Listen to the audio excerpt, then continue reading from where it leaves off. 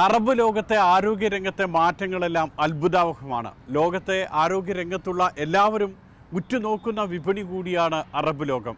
സാങ്കേതിക വിദ്യ മനുഷ്യൻ്റെ ചികിത്സയ്ക്ക് എങ്ങനെ കൂടുതൽ പ്രയോജനപ്രദമായി ഉപയോഗിക്കാം എന്നതാണ് പ്രധാനമായും ഇത്തവണ അറബ് ഹെൽത്ത് ചർച്ച ചെയ്തത്. മനസ്സുകളെ തമ്മിൽ ബന്ധിപ്പിച്ച് ആരോഗ്യ സുരക്ഷ ഉറപ്പാക്കുക. മരുന്നിനും മനസ്സിനും ജീവിത രീതിക്കും തുല്യ പ്രാധാന്യമുള്ള ചികിത്സാ ലോകം. അതിലേക്ക് സാങ്കേതിക വിദ്യ കൂടി വിളക്കിച്ചേർത്ത് ആരോഗ്യരംഗത്തിന് കരുത്തു പകരുന്ന പരീക്ഷണങ്ങൾ. പുതിയ കാലത്തെ ചികിത്സാ സങ്കേതങ്ങൾ പരിചയപ്പെടുത്തുന്നതായിരുന്നു ദുബായിലെ അറബ് ഹെൽത്ത്. ആരോഗ്യ സുരക്ഷയിൽ ചികിത്സയ്ക്കൊപ്പം ജീവിതശൈലിക്ക് കൂടി പങ്കുണ്ടെന്ന് ഓർമ്മപ്പെടുത്തിയ മേള. Wellness, of course, is important. That is our USP, So well-being is doing excellent job in UAE, okay? Because we have a monopoly on this. Yeah, so we're doing excellent, good job. We have a different vertical like medical, well-being, beauty, active and baby products. We're doing massively successful in all this sector. So that is what our plan. In future also, more into the beauty, more into the active, we need to enhance the market. Middle ഈസ്റ്റിലെ ഏറ്റവും വലിയ ആരോഗ്യമേളയിൽ ഇത്തവണ 180 രാജ്യങ്ങൾ പങ്കെടുത്തു. പൊതു സ്വകാര്യ മേഖലയുടെ പങ്കാളിത്തത്തോടെ ഏറ്റവും മികച്ച ആരോഗ്യ സേവനം ഉറപ്പാക്കുകയാണ് ലക്ഷ്യമെന്ന് മേള ഉദ്ഘാടനം ചെയ്ത UAE ഉപപ്രധാനമന്ത്രിയും ധനമന്ത്രിയും ദുബായ് ഉപഭരണാധികാരിയുമായ Sheikh Maktoum bin Mohammed bin Rashid Al Maktoum വ്യക്തമാക്കി. UAE ആരോഗ്യമന്ത്രി അടക്കമുള്ളവർ മേളയുടെ ആദ്യ ദിവസം തന്നെ വേൾഡ് ട്രേഡ് സെന്ററിൽ എത്തി.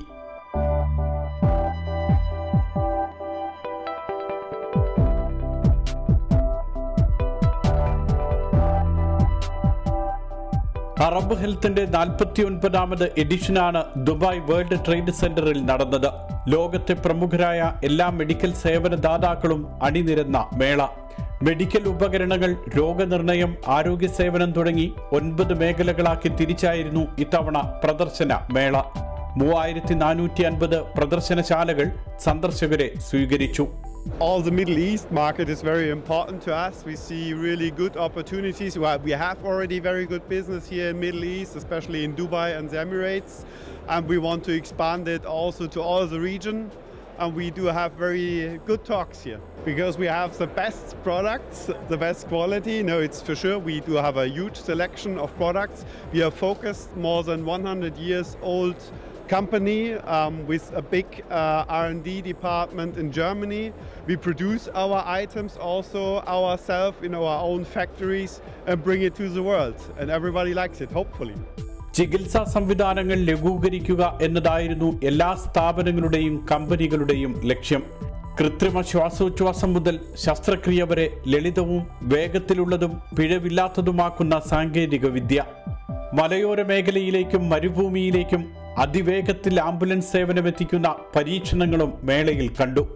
മലമുകളിലേക്ക് ചീറിപ്പാഞ്ഞു പോകുന്ന ആംബുലൻസുകൾ, ആശുപത്രികളിലെ ഇന്റൻസീവ് കെയർ യൂണിറ്റിനെ വെല്ലുന്ന സാങ്കേതിക വിദ്യ. We talk to customers what their needs are, what their demands are. We talk to them how is their emergency concept, and then we build the vehicle especially for that application. Then it's 100% usable. Otherwise, maybe the vehicle can be used 50% and the rest it's sitting or nobody works with it. Let's say if we take a country in Central Africa where emergency ambulance service is more transport and not really medical caretaking, then we build a vehicle which is more a transport ambulance. In these countries here, it's high-level medical equipment. It's also transporting, but that's not the focus. And there it's a totally different vehicle. 1,10,000 പ്രൊഫഷണലുകളാണ് ആരോഗ്യമേളയ്ക്ക് എത്തിയത്. ഇന്ത്യയിൽ നിന്നടക്കം നിരവധി പ്രൊഫഷണലുകൾ Arab ഹെൽത്തിന് എത്തി. മരുന്നിനേക്കാൾ ചികിത്സാ രംഗത്തെ സാങ്കേതിക വിദ്യയുടെ ഉപയോഗം തന്നെയായിരുന്നു പ്രധാന കോൺഫറൻസുകളുടെയും ചർച്ചകളുടെയുമൊക്കെ കാതൽ. മരുന്ന് വിതരണത്തിനും ശസ്ത്രക്രിയയ്ക്കും വരെ റോബോട്ടുകളെ ഉപയോഗിക്കാമെന്നും മേള കാണിച്ചു തന്നു. We have, like say, 5 to 6 major product groups. This year we bring man grooming as our new product category to the market, and we do have some, let's say, further innovations or some new products in our existing portfolio. Like we do have this year a blood pressure monitor made in Europe as a brand new device to introduce, and several more items. 40 international പവലിയനുകളിലായിട്ടായിരുന്നു Arab health. ജോലി ചെയ്യാനും ജീവിക്കാനും പറ്റിയ ലോകത്തിലെ മികച്ച നഗരമാക്കി ദുബായിയെ മാറ്റുന്നതിൽ ആരോഗ്യ സേവനത്തിനുള്ള പങ്ക് ഭരണകർത്താക്കൾ എടുത്തു പറഞ്ഞു. നിർമ്മാതാക്കൾ പുതിയ ഉൽപ്പന്നങ്ങൾ സന്ദർശകർക്ക് മുന്നിൽ അവതരിപ്പിച്ചു. ആരോഗ്യ മേഖലയ്ക്ക് കൂടുതൽ ആത്മവിശ്വാസം നൽകിയാണ് അറബ് ഹെൽത്ത് സമാപിച്ചത്.